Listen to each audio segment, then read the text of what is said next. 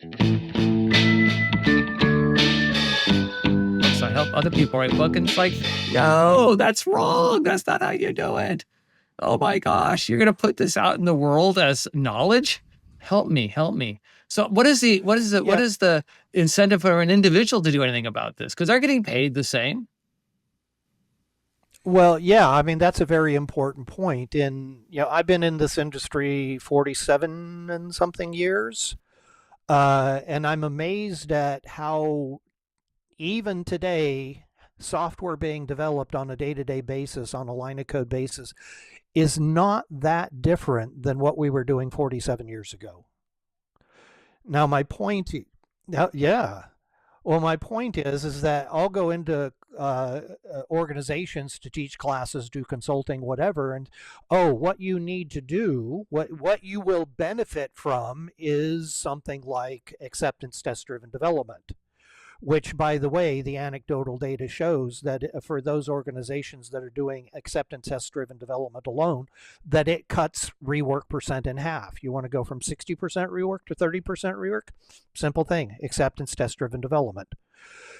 But my point is that we'll be talking about things like ATDD. We'll be talking about things like design by contract. We'll be talking about things like modeling, or you name it. Something that is good to do, it's just not common to do. And some young whippersnapper in class will say, "Oh, come on, Steve, you don't really do this on projects, do you?"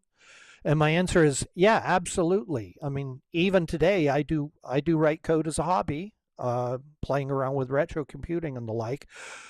But look, I say to the young whippersnapper, how happy are you in your job? How much overtime are you working? How much of your time are you spending fixing mistakes that were made earlier, et cetera, et cetera? Does that truly make you happy? Are you happy? Are you satisfied with the way your job is? No, I'm not really all that satisfied. And so I basically say, look, 47 years ago, I built software pretty much the same way you're doing it today. If you are happy with the pain and suffering that you have to go through to get the code out the door, then go knock yourself silly. Okay. But when you want to make the pain go away, come talk to me, because I can help make the pain go away. If you're tired of the amount of rework that you're doing, let's talk about test-driven development, acceptance test-driven development. When you want to get better encapsulation, then let's talk about design by contract, etc. These are all things that help make the pain go away. And so it really, I think, comes down to the individual realizing that their life could be better. They could come into work on time. They could leave on time. They're not working overtime. They're not working weekends. They're not spending most of their time fixing things that they thought they had fixed earlier. That when you realize that life could be better, yeah, come talk to us, because we can help.